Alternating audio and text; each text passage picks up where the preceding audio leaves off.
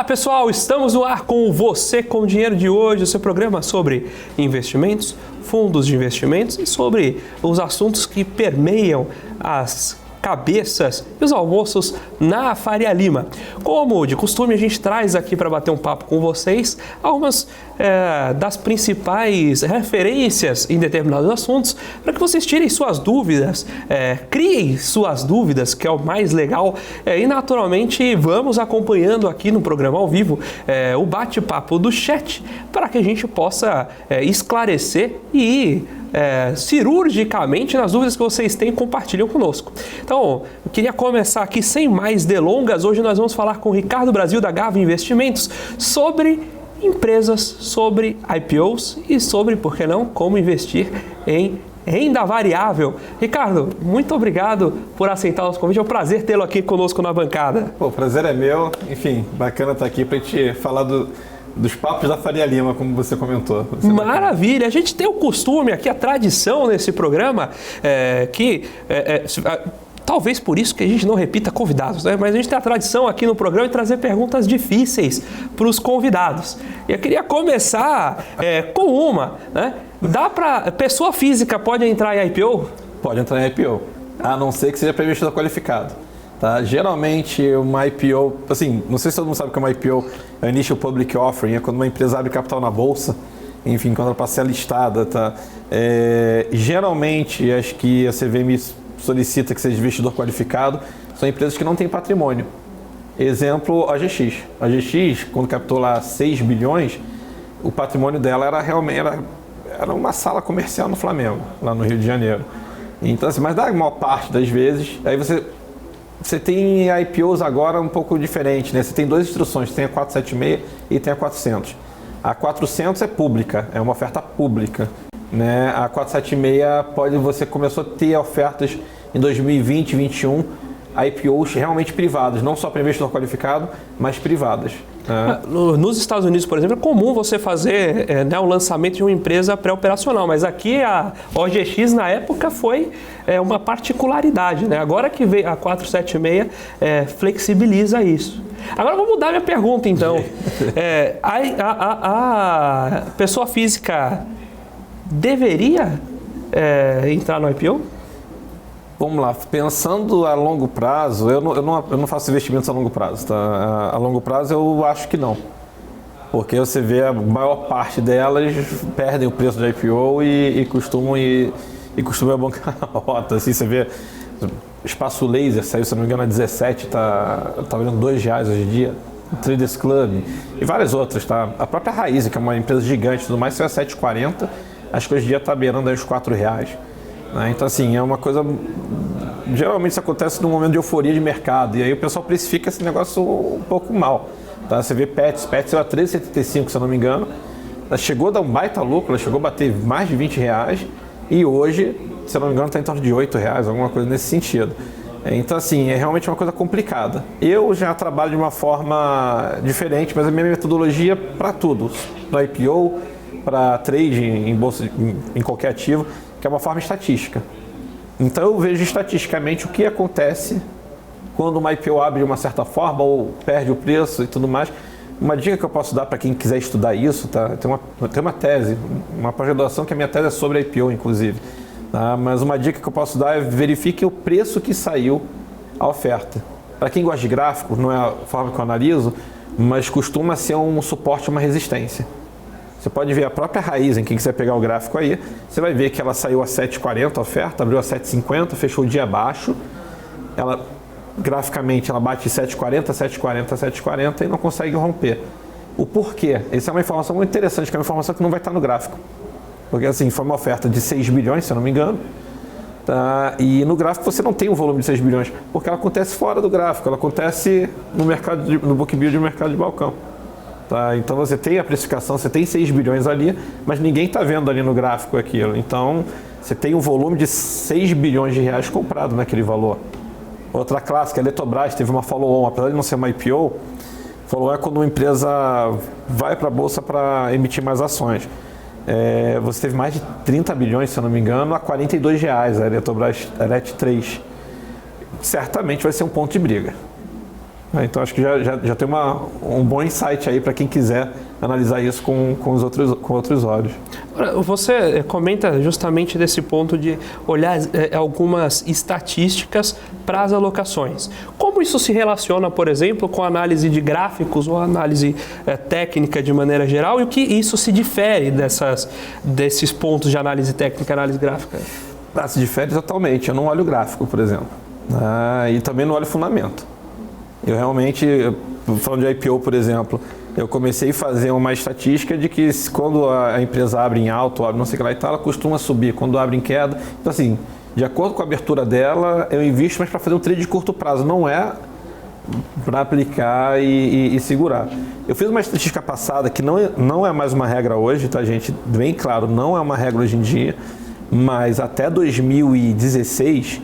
se você comprasse todas as IPOs, se você entrasse em todas as IPOs do país, alocando a mesma quantidade de dinheiro, 10 mil, 50 mil, não importa, você vai sempre com o mesmo dinheiro, você não recebe sempre aquilo, porque às vezes tem uma demanda, o pessoal está querendo muita ação, você tenta reservar 50 mil, recebe 10 mil, recebe 15 mil, mas mesmo considerando os jateios, se você reservasse todas e vendesse na abertura, você saia com lucro. O pior ano teria sido 2016 com 2,18 de lucro. Para um trade de um dia, você reserva e vende na abertura, tá ótimo. Mas entendeu? É uma análise do tipo. Então eu tive que. É uma análise mais complicada. Porque você tem que ir colocando os deflatores de quanto você consegue pegar da reserva, né? Exato, e não só isso. Onde é que está esse prospecto? Assim, eu analisei mais de 200 IPOs, os prospectos de 2006 e 2007. Eu tenho muito por causa da minha tese também, mas porque eu faço isso há muito tempo. Então, assim, se for tentar fazer uma estatística disso hoje em dia, você não vai achar esse prospecto. Você não vai nem saber a que preço saiu. Então, na CVM, o preço você ainda tem. Você consegue, no site da CVM, você ainda consegue os preços. Mas você não sabe... você não vai ter alguma outra tipo de informação, quem era o coordenador, quem não era o coordenador, se era primária, se era secundária, sabe? Você tem vários outros parâmetros ali que você poderia colocar nessa história. Até mesmo o gráfico. Aí eu uso o gráfico para me ajudar estatisticamente. Tipo, se eu peguei uma coisa mais passada, foi esse preço, mas abriu em alta ou em queda? Aí eu consulto o gráfico para saber se abriu em alta ou em queda. Mas é mais para pegar um dado e imputar no Excel do que qualquer outra coisa. E como você vai construindo essa base de dados para fazer os seus achados? Várias horas dormindo em cima de uma planilha. Assim, realmente... Hoje é mais fácil, tá? Hoje eu tenho uma plataforma, inclusive, que eu lanço para os meus mentorados e tudo mais, que a gente consegue fazer num clique. Mas um exemplo que você pode tentar pensar em trade, não é nem IPO.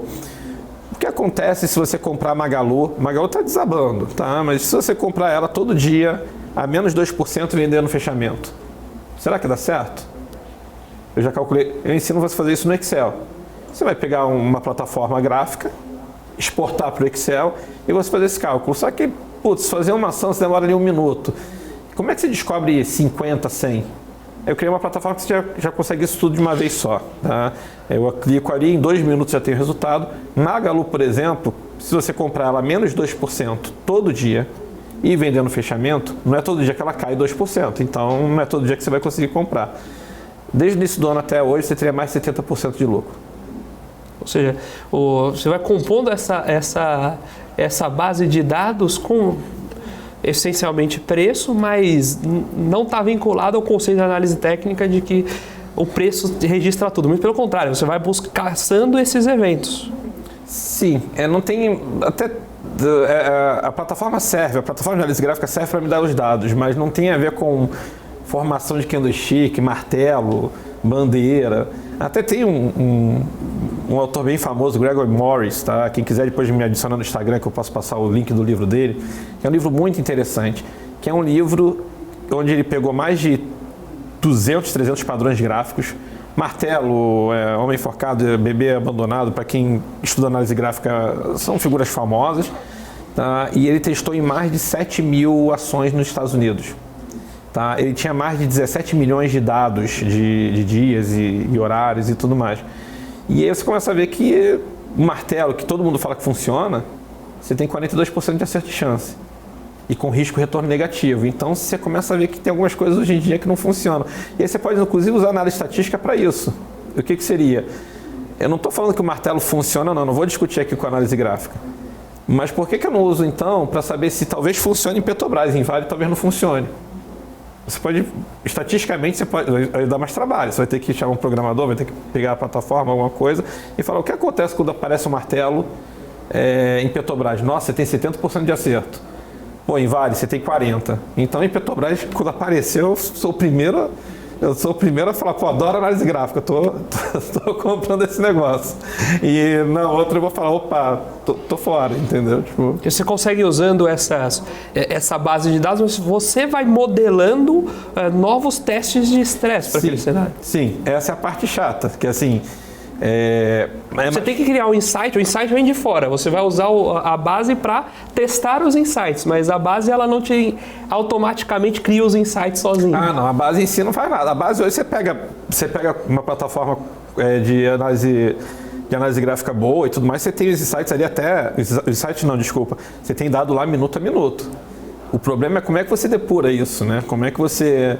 Eu mesmo não faço análise de minuto a minuto porque eu não sou programador. Eu vou ter que chamar um programador da minha equipe para fazer os cálculos. Os cálculos que a gente faz hoje, no máximo, são de 5 em 5 minutos.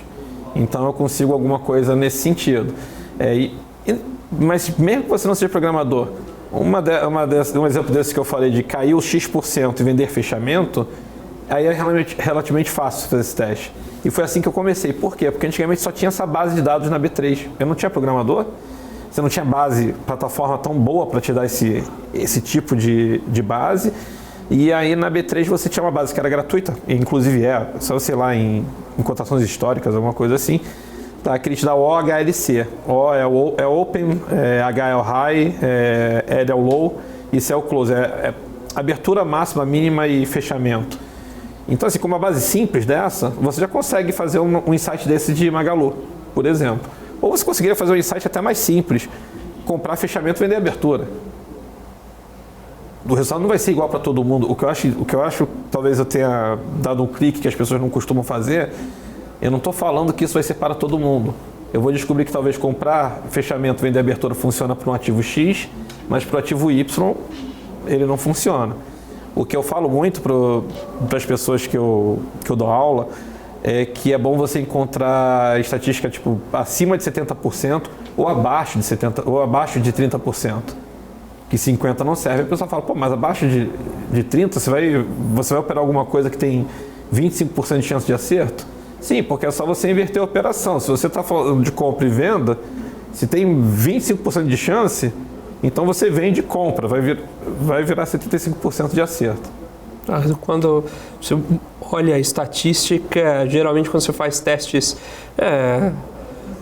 de determinação binária, né, logit, probit, geralmente você não usa, quando o caso fica muito perto dos 50%, você na verdade não consegue identificar nada, né? Você tem que ir para os extremos para conseguir melhorar um pouquinho. Aí você vai ter que ver o risco-retorno. Às vezes sim, tem até, eu concordo com você, a maior parte vai estar vinculada a uma assertividade alta. 70% e geralmente você vai ter um resultado bom e tudo mais, mas você encontra assim estratégias que tem 50% de acerto, mas quando você acerta você ganha 3% e quando você perde 1%. Tá? Isso daria certo. Quem falava isso muito, agora lembrei de uma história, era a Murphy. Lei de Murphy, né? Que era... Enfim, essa história é muito boa, porque ele era matemático da aeronáutica, da americana.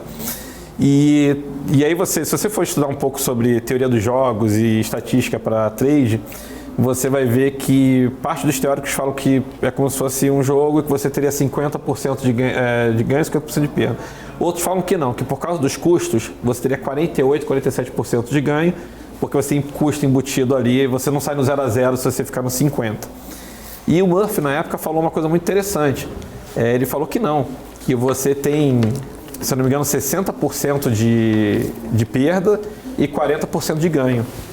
E ele aplicava na Bolsa de Valores. E aí a pessoa falava, mas então tá maluco? Porque você fala que você tem 60% de perda e 40% de ganho. E aí ele falava, depende do risco-retorno. Aí dá um exemplo, se você ganha 40 vezes 3%, você ganha 120. E 60 vezes que você perde 1%, você perde 60%. Você sai com 60% de lucro dessa operação.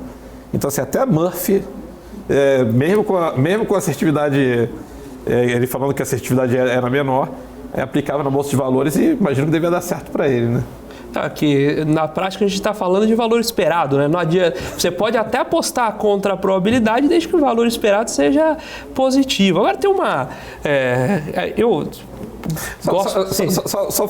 Só um adendo sobre se as pessoas começar a fazer essa estratégia de Magalu. Magalu, ó, primeiro, eu não sou um analista, tá? Certificado e tudo mais, até porque eu não poderia dar call e tal. Mas o que eu acho interessante de Magalu primeira coisa, vou botar um disclaimer aqui, resultado passado não é garantia de resultado futuro, mas tudo bem, ela te dá 70% de lucro em 4 meses, a gente está 5 meses agora, 4 meses, sim, só que teve um dia que ela dá 11% de prejuízo, tá? Então você tem um drawdown, que é o prejuízo maior, de 11%, e isso leva o quê? Se a pessoa está alavancada, isso vai ser uma... Mesmo se alavancada, 11%, eu não opero ela por causa disso. Eu não aguento ver 11% de queda. Por mais que a gente pense, não, mas depois vai devolver esses 11%. Ver perder 11% dói, né? Exato. Imagina, se você comprou menos 2 e ela deu 11% de perda, foi porque ela fechou menos 13 no dia.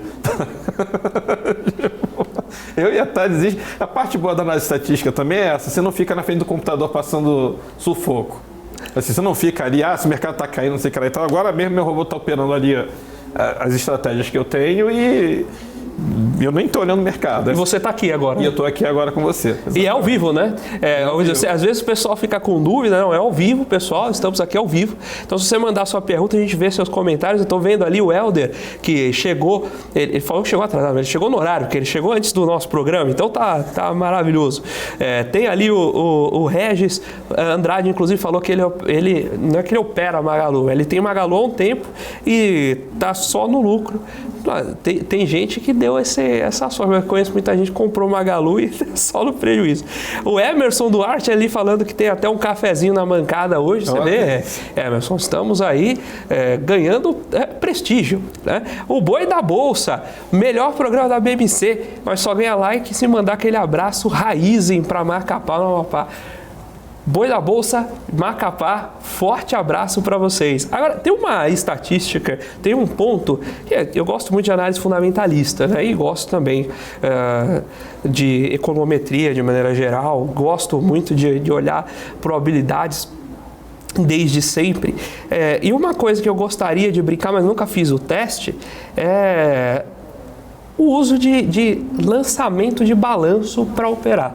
Então, você já fez alguma brincadeira se quando vai ter lançamento de balanço, se aumenta a volatilidade, se aumenta o preço, se tem deltas, você tem que antecipar se o resultado vem melhor ou pior, ou se não, tem um comportamento padrão. Você já brincou um pouco com lançamento de balanço, Ricardo? Já sim, e é muito interessante, assim, muito bom o insight que você deu sobre balanço, né? Balanço, sim, já te garanto, volatilidade aumenta, assim, isso é indiscutível, tá? E acontece maior parte das vezes, eu não vou afirmar em todas as vezes, mas a maior parte das vezes sobe no boato, cai no fato. O resultado vem maravilhoso, abre em alta, com gap de alta e acaba caindo, ou o inverso, tá? Tipo, abre muito mal e sobe. Uma que eu analisei há muito tempo atrás, tá? Foi JBS, tá? Porque ela teve recorrências, resultados bons e abria com gap de alta. E aí, qual foi o insight que eu tirei na época, tá? Sempre que o JBS tinha um resultado bom. E aí, você entende que assim, não me importa muito o resultado, eu vou ver se ela tinha um gap acima de 2%. O teste que eu fiz foi, se ela abre com mais de 2% do fechamento anterior, então imagina que ela fechou a 10, ela teria que abrir acima de 10,20. Tá? Das vezes que ela abria com gap acima de 2%, ela retornava ao preço do fechamento anterior. Às vezes ela até retornava para continuar subindo e a maior parte das vezes não, ela retornava e fechava em queda. Então já era um trade que abriu com mais de 2% e já vendia. Então assim, dá para você tirar vários insights, não estou falando que exatamente JBS vai ser para outros ativos. Nos outros ativos você vai ter que ver se existe um padrão, se não existe. Cada um, eu olho cada ativo como uma específico, né? Cada um está na sua caixinha. Para a JBS, até pouco tempo atrás, esse setup funcionava. Tá? E falando disso, sobe no boato, cai no fato, acho que é um exemplo muito bom também para o pessoal que talvez esteja começando hoje no mercado. Falar de Lava Jato, né? Na Petrobras, que ninguém queria auditar a empresa, ela ficou um ano ali sem conseguir auditor para saber quanto é, ninguém sabia qual era o rombo de Petrobras. Isso é um exemplo que eu dou bastante, que é o seguinte: se a empresa não vai cair, se a empresa não vai quebrar, você costuma ter algo que é o sobre o boato cai no fato. E foi isso. Você pode pegar a gráfica de Petrobras aí, o dia que saiu auditado, falaram 100 bilhões de prejuízo, tá? Ela me abre a menos 10 e me fecha a menos 1. Ela abriu na mínima. Quem comprou, nossa senhora, se deu muito bem. E você começa a ver isso em várias outras empresas. E aí eu consegui, como é que eu separo o joio do trigo? Sadia já foi diferente. Sadia já era um prejuízo que a Sadia quebrava. Ela já abriu a menos 20, alguma coisa assim, só que a abertura dela foi quase que a máxima. E ela continuou caindo. Aí eu fico brincando que é uma notícia relevante ou estrutural. Estrutural eu falo, vai mudar a estrutura da empresa? A priori o movimento segue. Se ela abre em alta, porque vai mudar a estrutura mesmo, continua. Se for algo que não vai mudar a empresa naquele momento, costuma ser um sobe no boato cai no fato. Acontece algo, e que foi o caso de Petrobras, e costuma ser os casos dos resultados. Se imaginar que um resultado, você tem 4 no ano. Vamos botar uma timeline de 5 anos, você tem 20 resultados no ano. Então, assim, um resultado só, por mais que abra com gap ali e tudo mais, não costuma mudar a história da empresa. Então, poxa, essa dica fica legal aqui, né? Porque se o fato é relevante, mas é irrelevante, né? Se é um fato relevante pontual, não muda a estrutura da empresa, sobe no boato, cai no fato. Então, exato. E vice-versa, né? Quando é uma notícia ruim, ela cai muito, mas ela devolve e volta para o que era a empresa antes da estrutura. Exato. Agora, a gente tem que ficar atento também com os fatos que são mudanças estruturais. Então, dá para pegar o caso da Sadia. A gente teve um caso recente agora, que foi a divulgação de Americanas, né? Foi uma pancada, sim, só que aí muda estruturalmente a companhia. Exatamente. Ótimo exemplo. Não tem porquê ela voltar. Assim, infelizmente, porque eu sei que muita gente sofreu com isso. Tudo leva a crer que foi uma fraude, enfim, vai ter investigação e tudo mais.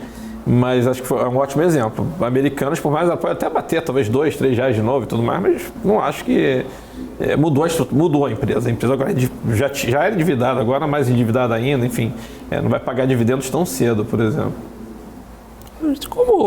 Queria perguntar um pouquinho também de como você começou a olhar esse tipo de informação, porque antes disso, né, a gente pode conversar um pouquinho sobre a história também no segundo bloco, mas antes disso, aí a gente não está preocupado nesse tipo de análise em explicar os porquês, diferente da análise fundamentalista que se fala, olha, eu vou montar um fluxo de caixa e eu dou esse valor para a empresa porque eu quero ganhar esse caixa de volta. A sua preocupação aí é identificar os fenômenos, não é isso? Exato. Identificar padrão. Que seja em IPO, são estatísticas que eu fiz em cima de IPO.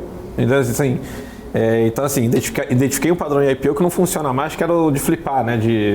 Eu fiquei muito famoso até procurar meu nome como flipper, né? Tipo, de comprava, vendia e deu muito lucro essa operação. Então, eu tento identificar padrões que, na maior parte das vezes, eles perduram durante o tempo. Eu vou te falar que, passando um tempo, eu tive um padrão, talvez o maior padrão que eu tive durou 7 anos. Mas, assim, costuma durar às vezes 1 ano, 2 anos, e esses padrões se perdem. Aí você guarda ele, às vezes eles voltam depois de um tempo, e você tem que achar outro padrão. Mas enquanto esse padrão perdura, você consegue ganhar dinheiro. Maravilha, estamos aqui batendo esse papo com o Ricardo Brasil, fundador da Gava Investimentos, e naturalmente acompanhando aqui os comentários, acompanhando suas dúvidas, suas perguntas. O Blockchain Play falando dessas operações probabilísticas, de ele usar em opções binárias e Forex. É o Blockchain Play aí que gosta desse tipo de operação. Douglas Felipe, aliás, bonito o segundo nome aí, Douglas, falando de venda coberta para ações que sobem e caem forte, né? Porque essas ações têm muita volatilidade, consequentemente o preço, não o valor intrínseco da opção, mas o valor da opção no tempo acaba sendo maior e você ganha mais dinheiro com essas opções, com essas estruturas de venda coberta, seja a fim de financiamento de opções, seja com o conceito de dividendos sintéticos, mas de fato lançar call coberta das empresas que oscilam muito acaba acaba ficando uma estratégia bacana.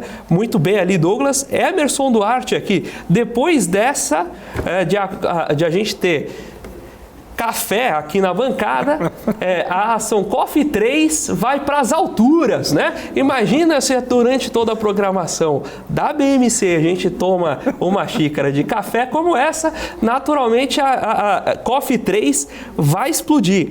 Nós temos ali também o pessoal do Moto Casal Veracruz, no Rio Grande do Sul, falando que estão lá em Gramado, operando e assistindo a gente. Olha, eu não sei como é que está o clima aí, aqui em São Paulo estava um climinha friozinho nos últimos dias. Eu fico muito feliz de vocês, nesse clima frio em Gramado, ainda acompanharem a gente.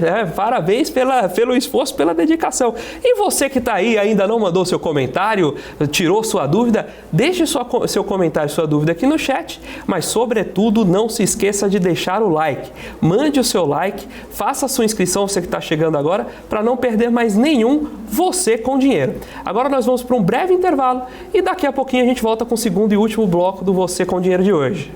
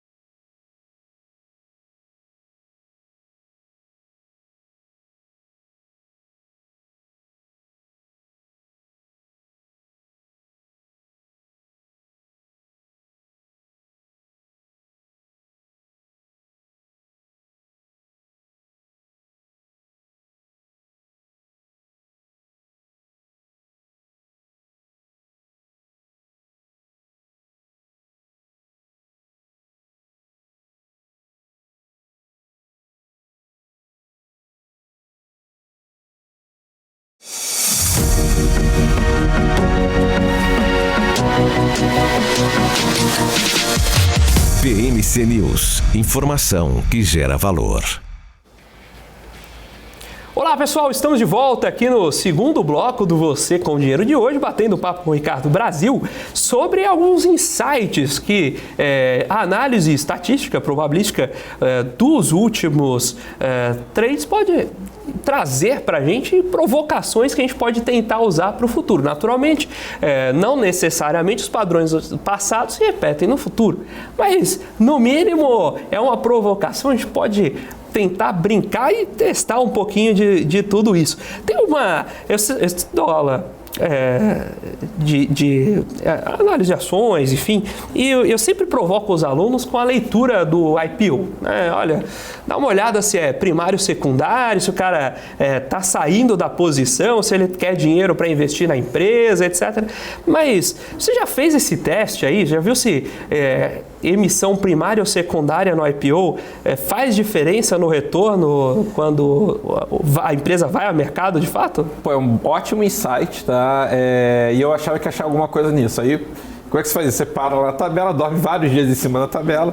Eu fiz esse estudo e o que é a lógica? Por lógica eu achava, a emissão secundária. Para quem não sabe, secundária o dinheiro vai para o sócio, não entra na empresa. E primário o dinheiro não entra na empresa. Eu falei, secundária as ações devem cair.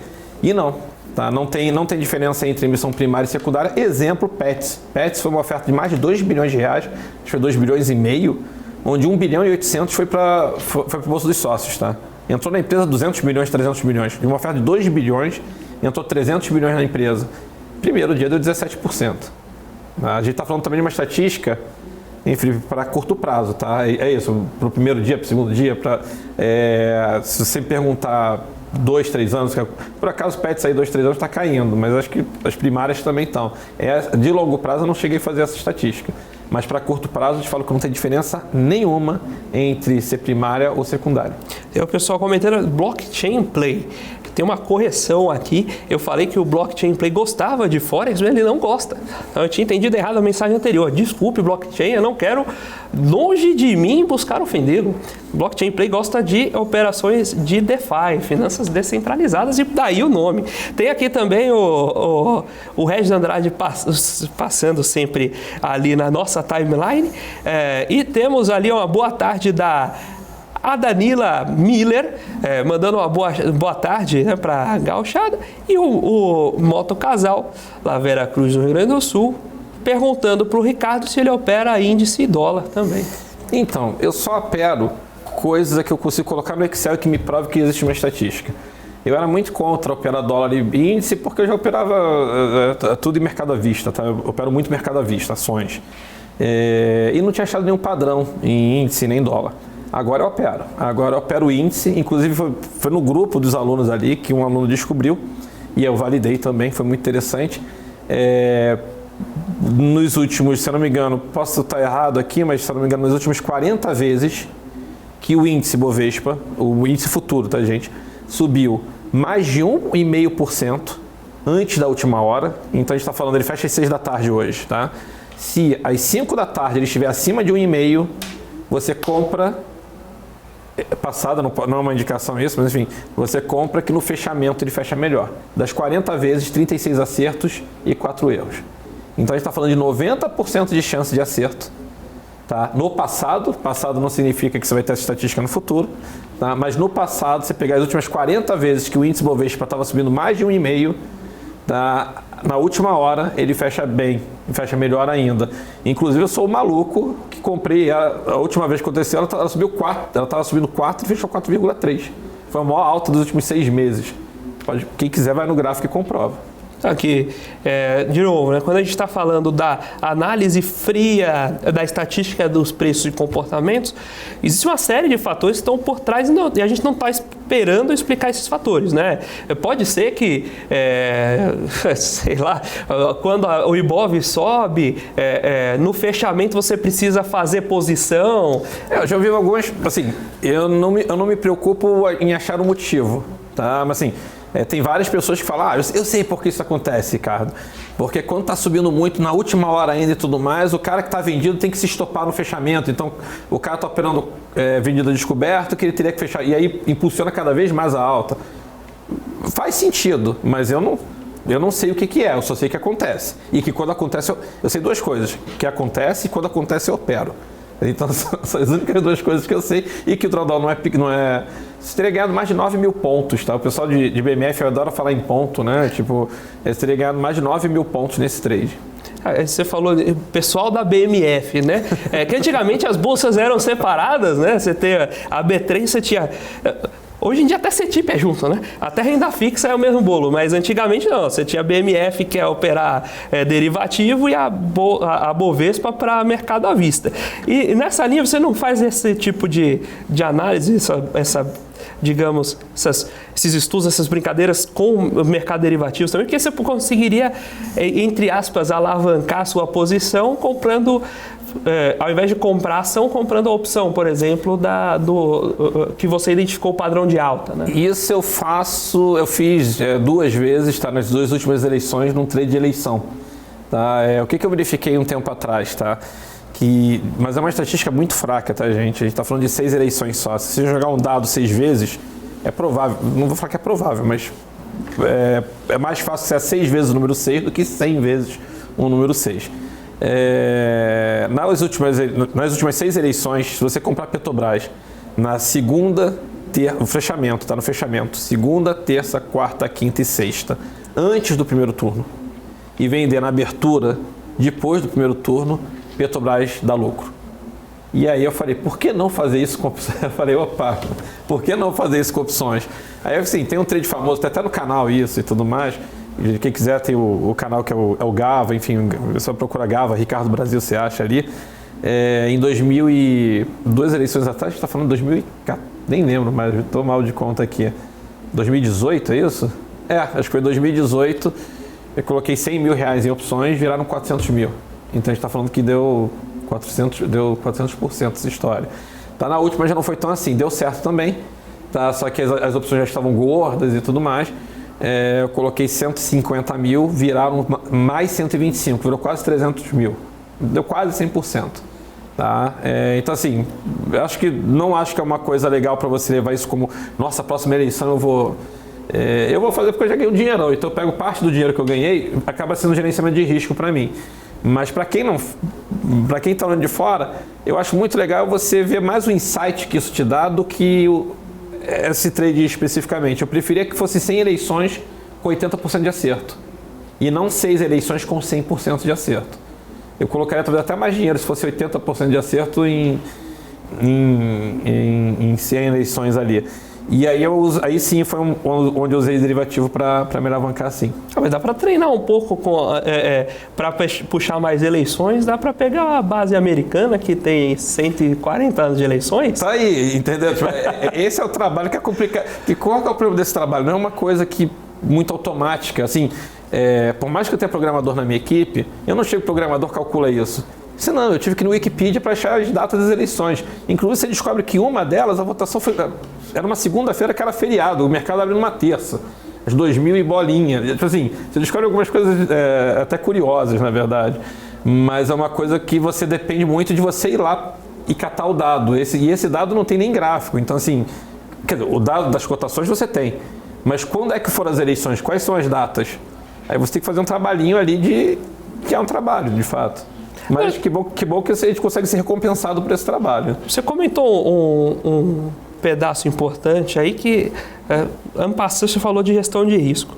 Quando, em análise fundamentalista, geralmente você tem o preceito de que um bom pedaço da sua gestão de risco está no valor intrínseco. Então, se eu comprei uma empresa que é boa, por mais que eu perca por um período, eu vou fazer uma carteira balanceada para aguentar e tudo, mas no fim do dia eu espero que o preço convirja ao valor. Na análise técnica, é comum que você tenha travas estatísticas da gestão de risco. Então, sim, eu vou colocar um stop, eu vou colocar eu vou montar algumas bandas de operação. E quando você opera olhando esses eventos, você tem algum tipo de controle dessas operações, algum tipo de instrumento de gestão de risco? Tenho. Em algumas operações eu prefiro me arriscar mais, por exemplo, uma IPO, eventualmente havendo fechamento e tudo mais, eu espero, e você sabe que vai ter um drawdown XYZ, mas uma forma de você colocar um stop nessa história, por exemplo, eu comentei que Magalu, sei lá, se tem um drawdown de 11 ali, tá? Talvez ela tenha batido no dia, não sei se ela fechou na mínima ou não nesse dia, talvez ela tenha batido no dia menos 14, tá? Então assim, fiz que você pegou Magalu, não importa, qualquer estratégia, e você vê que o momento, a gente não está falando de fechar, da estratégia em si. Além da estratégia, o momento dessa estratégia chegou a menos, o pior momento dessa estratégia, tá? Eu já pensaria em colocar isso como stop. Tá? Que você viu um ativo ali que mal cai, não sei o que lá e tal. A estratégia dá um drawdown de 1%. O drawdown é o prejuízo máximo, tá, gente? Dentro da estratégia. Então, dá o prejuízo máximo de 1. Mas durante o dia, você testou 3 meses, sei lá, testou 1 ano. E na pior evento ela chegou a bater -4, mas ela fechou ali -1, enfim, ou se ela fechou até no lucro. Então qualquer coisa pior que -4, eu já colocaria, já falava, ops, qualquer coisa além disso já é uma coisa anormal. Aí eu colocaria esse stop. E aí, na verdade, não é bem coloca o stop por causa disso. Aí, através disso, você vai selecionar a estratégia que você vai fazer. Que aí você tem a gestão de risco. É claro, quando vem uma Americanas, não tem gestão de risco existe gestão de risco de alocação, mas não de um negócio me abre a menos 80%, menos 90%, você não tem como, você não tinha como, se você levasse de um dia para o outro, né? Você não tinha como adivinhar isso, tá? Mas aí é uma gestão de alocação. Mas gestão de estratégia, eu olharia o pior momento e pensaria em colocar um stop ali. E aí é bom, porque aí você sabe quanto você está disposto a colocar. Porque você vai falar, então eu posso perder até tanto. Eu topo perder até tanto? Então eu entro. Não topo? Ou você diminui o quanto você vai colocar, ou você não opera aquilo. Eu não opero Magalu porque é -11. Deu 70%. Mas é menos. Teve um dia que ela deu -11. Muito bem, tem o Fábio Mota aqui tem uma provocação. A gente está falando só dos casos positivos. E quando a análise dá errado, né? Quando você lá, montou o histórico aqui, porque você estava me contando no intervalo sobre o esgotamento das estratégias, né? Sim. Como é que funciona isso e como você já lembra de alguma pancada que doeu muito porque você estava confiando numa estratégia aí você continuou investindo e pegou a contraperna? Não, eu não lembro porque a gestão vai ser complicado falar da gestão toda aqui, mas assim, a gestão que eu aplico é uma gestão não só stop do dia ali, como eu te falei, mas eu tenho um stop de estratégia. Então, quando a estratégia deixa que senão o que acontece? Se eu achar alguma coisa tem 80% de acerto, e aí você ganha dinheiro, raríssimas as vezes que você não começa ganhando dinheiro. Tá? Existe, mas assim, raríssimas as vezes. Então você ganha dinheiro. Quando esse padrão se perde, se você não ficar monitorando que esse padrão tá se perdendo, você vai devolver todo o seu lucro. Então, no final das contas, você tem uma gestão de estratégia. Tipo, quando aquela estratégia começa a dar errado, você ganhou 20 vezes, 30 vezes. Sei lá, você ganhou 60 vezes, perdeu 10 ali, tá ok, a estratégia está funcionando. Mas aí quando você tem ali 3, 4, 5 prejuízos seguidos, geralmente o percentual de acerto da estratégia cai. E aí eu crio um rating que tipo, putz, dependendo como tiver, eu paro de operar. E tá tranquilo, tipo, você já ganhou um dinheirão, 90% das minhas estratégias da minha gestão de risco, 90% delas você vai terminar num leve prejuízo. Só que você já ganhou muito. Você ganhou, sei lá, ganhou 100 mil e aí você perdeu 15 aqui. E tá tranquilo. Tá? Então é normal eu abortar uma estratégia com uma curvinha de perda. E conta um pouquinho de como você começou nesse mercado. Você já olhava investimentos antes, entrou direto nesse mundo? Como foi um pouquinho da sua história? Eu comecei muito, assim, já gostava do mercado, mas eu era publicitário, na verdade. Era diretor de arte, trabalhava em criação, na criação das maiores agências do país. Não tem nada a ver com o negócio. E aí teve o BNDES fez um estímulo para investidor, pessoa física entrar na bolsa, que era o PIB11. Existe até hoje essa ETF, o PIB11, que é o IBX 50. Então, geralmente, quando o Ibovespa sobe 1, o PIB11 sobe 1,3. Quando cai 2 também, ele cai um pouquinho mais. E aí o BNDES garantia o 0 a 0 para você em um ano. Se você aplicasse no PIB11 através da oferta dele, que foi uma oferta pública, inclusive, não vou falar que não foi uma IPO, mas foi uma oferta pública, você colocou, sei lá, 20 mil ali. E das prejuízos, você esperava um ano que o BNDES te devolvia 20 mil. Tá? Se desse lucro, você vendia a qualquer momento. E se você vendesse antes de um ano no prejuízo, você levava o prejuízo. E foi assim que eu comecei na bolsa. E aí, óbvio, eu fui... Acho que não tem como você ir para a bolsa sem aprender análise gráfica. Tipo, aí eu passei por análise gráfica, por análise fundamentalista. E era uma época, eu comecei na bolsa em 2005, né? A gente está falando 2006, 2007. Se você somar esses 2 anos, foram os anos que mais tiveram IPOs na história do país. Tá? Tipo, 2006, 2007. E eu comecei numa IPO, se não me engano, era Cosan. Eu participei de IPO de UOL, a 1000. Nem tão... O UOL não está mais na bolsa, a 1000 também de plano de saúde não está mais na bolsa. Uma delas foi Cosan. Cosan deu 47%, acho que em 2, 3 meses. E aí ali eu comecei a sacar, participando de IPO, que todas elas abriam em alta. E aí eu comecei a pensar em justamente a estatística que eu falei aqui no passado, em flipar. Então eu vou reservar, e você reservava alavancado às vezes e tudo mais, e você vendia na abertura. Até vir a primeira IPO daquela época. A primeira IPO que abriu em queda foi JBS. Tá? A oferta saiu a 8, ela abriu a 7,98. Fechou o dia menos 12. Ali você começa a repensar tudo. Mas tudo bem, tem até um pouco a ver com a gestão que eu falei. Aí você já acumulou dinheiro, você leva uma pancada ali e tá tudo bem, porque você, não sei, vou chutar, sei lá quanto é que tinha ganhado, ganhou 100 e perdeu 10, vai, e tá ok. Mas aí você começa a repensar as estratégias, um stop, um drawdown, esse tipo de coisa. Muito bem. E aí, desde então você começou a operar, você opera sozinho? Tem uma equipe operando com você? Não, no início era eu sozinho, aí eu comecei a sentir falta de depurar dados. Enfim, aí chamei um sócio meu, que é o Zu, enfim, e aí ele começou a ajudar a criar os algoritmos. Naquela época assim, não existia plataforma para algoritmo, né? A gente criava um negócio que o mouse ia na tela, clicava, copiava e colocava na boleta da corretora. A corretora mudava o software, você já ficava desesperado. Então era bem complicado, na verdade. A gente ficava com o Excel do lado, o que tinha que comprar, o que tinha que vender, mas a estatística vinha mais... Aí foi o que me faltou mão, né? Eu não sou programador. Isso é uma coisa que assim, putz, se eu pudesse... Se tem um skill que eu gostaria de ter na minha vida, era realmente programar. E aí eu comecei a falar com o Zu e outros programadores, e hoje sim, hoje tem uma equipe ali com alguns programadores para a gente achar a estratégia, e hoje a gente tem uma plataforma, que é a plataforma do Trade Certo, que é só para os meus alunos e tudo mais, onde você já consegue a maior parte disso ali com um clique, 2 cliques. Assim, saiu há pouquíssimo tempo, a gente lançou essa plataforma tem 2, 3 meses atrás. E assim, foi muito bacana, porque eu uso ela para mim, assim, né? Sabe? É uma ferramenta que me facilita muito a vida. O pessoal lá de Veracruz está perguntando quantos anos essa aventura começou, quantos anos de mercado você tem? Pô, 2005, faz as contas aí, já tô velhinho, né? É o cara que fala BMF, né? O BMF, o negócio é tudo... Você tinha CTIP separado, você tinha CBLC separado ali e tudo mais. Eu comecei em 2005, a gente está falando então aí de 18 anos, é isso? Acho que é 18 anos que eu estou operando bolsa. E sempre bolsa? Sempre bolsa. Bolsa, gente, bolsa mercado à vista, BMF agora. E Brasil, né? E Brasil, Bolsa Brasil. E deu muito certo, enfim, não teve nenhum ano que eu tive prejuízo. Tiveram anos que eu tive um lucro pequeno, 2010 foi o pior ano ali. Ganhei, sei lá, 12 mil reais no ano. Não foi, porque eu estava investindo, não foi uma coisa muito legal, mas pelo menos não foi prejuízo, né? E tiveram anos fantásticos. Tá? Eu me lembro em 2015 que eu gerei muito. Em 2015 eu gerei mais de 500 milhões na bolsa. Eu na minha pessoa física. É capaz da B3 ter ganhado mais dinheiro do que eu em emolumento do que... Assim, gente, quando a gente fala aqui de operar, ainda mais com robô, ou que seja na mão ali, mais automatizado, entre aspas, a gente está falando de tirar um lucro, às vezes, no dia de 0,3. Tá? No canal tem vários trades que eu fiz de final de mês. Tinha um padrão de final de mês que era muito bom. Foi o que durou 7 anos.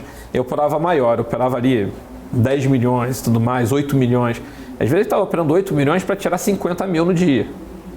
Assim, isso já era acima do normal. Então a gente está falando de 0,7, 0,8 no dia. E isso é excepcional. Tá? Tinha uma época que eu vi só de final de mês. Infelizmente esse padrão se perdeu. Mas, então assim, só estou falando isso porque as pessoas acham que é normal você fazer 10% no dia, sei lá, 5% no dia, constantemente não é, senão qualquer um estava milionário nesse negócio. Aproveitando que você tocou nesse assunto, o que é a separação de joio e trigo, né? Porque a gente vê, você deve ter acompanhado também, você gosta de estatísticas, né? Aquele levantamento da GV que quando você opera diariamente, você tem um pouco mais de 90% dos operadores perdiam. Foi o Bruno que fez aqui, se eu não me engano. Assim, está envezado aquele levantamento dele. Porque assim, ele fez o levantamento em cima de dados mais ou menos envezado, tá? Ele fez em cima de dados de BMF. A B3, até pouco tempo atrás, não sei porque ela parou de fazer isso, ela colocava a estatística de pessoa física em day trade. E aí esse episódio é muito interessante para quem quiser lá no meu canal depois, no Ganho da Vida Doidado, no Gava ali, você vê esse episódio que eu pego as estatísticas da B3. E aí foi muito interessante. Em mercado futuro, que foi de onde o Bruno tirou a estatística, é real. Você via assim, era até melhor do que o que ele falou de 90%, tá? A B3 eu peguei vários meses e você tem 75% 75% da pessoa física perdendo e 25% ganhando. Tá? E o risco-retorno era você perde 140 para ganhar 70. Então é negativo esse risco-retorno. E aí o que me surpreendeu, que eu não tinha essa estatística, mas era uma estatística meio que pessoal, mas a B3 comprova, mercado à vista, ações. Dificilmente você tem day trader em ação com menos de 60% de acerto. E o legal da estatística da B3 é que não é geral, é ação por ação. Ambev, Magalu, Petrobras, Vale, e você vê que todos eles, o day trader pessoa física, tem mais de 60% de acerto com o risco-retorno positivo. Acho que 210 de lucro para 70 de prejuízo, alguma coisa nesse sentido. Então, assim, aí de onde eu tiro a conclusão? Que provavelmente o que mata as pessoas ali na BMF, o que faz você ter uma estatística ruim, é a alavancagem. Porque na BMF o cara compra um contrato com R$100 e o contrato vale R$25 mil, um contrato de índice. Na verdade é a pontuação do Ibovespa dividido por 5. Tá? Se o Ibovespa está 100 mil pontos, então ele vale R$20 mil. E a pessoa opera com R$100. Não tem como isso dar certo.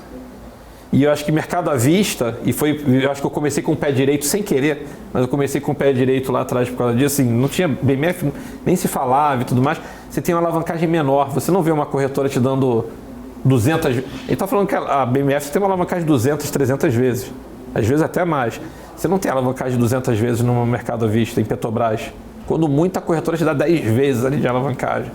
Tá? Então eu acho que, na verdade, o que mata as pessoas, que leva essa estatística ruim, é a alavancagem. É o cara que está com R$1.000 achando que vai fazer R$300 no final do dia. Ele faz uma vez, mas também, quando dá errado, ele perde tudo. Maravilha, pessoal. Estamos aqui com o Ricardo Brasil. Ricardo, muito obrigado por aceitar o nosso convite, bater esse papo conosco. Obrigado, Felipe. Prazer estar aqui com você. Um prazer recebê-lo. Pessoal, muito obrigado também a você pela sua audiência, pelo seu comentário, sua pergunta, seu questionamento e pelo seu like. Se você ainda não deixou o seu like, deixa o seu like ali. Se você está chegando agora, ainda não conhecia o canal da BMC News, faça a sua inscrição para não perder mais nenhum Você com Dinheiro. Nós estamos aqui acompanhando todos os seus comentários, todas as suas passagens, e é muito interessante, então mandem também, inclusive suas sugestões de pauta, sugestões de assuntos e naturalmente acompanhem sempre conosco. Agora nós vamos caminhando para o final, nós vamos ficando por aqui com Você com Dinheiro, você vai ficar com o closing agora. Amanhã, às 15 horas, nós voltamos com mais Você com Dinheiro e um assunto imperdível. Não deixe de participar amanhã, nós temos um assunto imperdível amanhã, que eu espero que vocês gostem muito e, naturalmente, sempre com essa interação, sempre com o ao vivo que permite vocês tirem suas dúvidas e garantam suas próprias conclusões a partir dos insights que nós trazemos com o convidado. Até amanhã, eu fico por aqui, até já.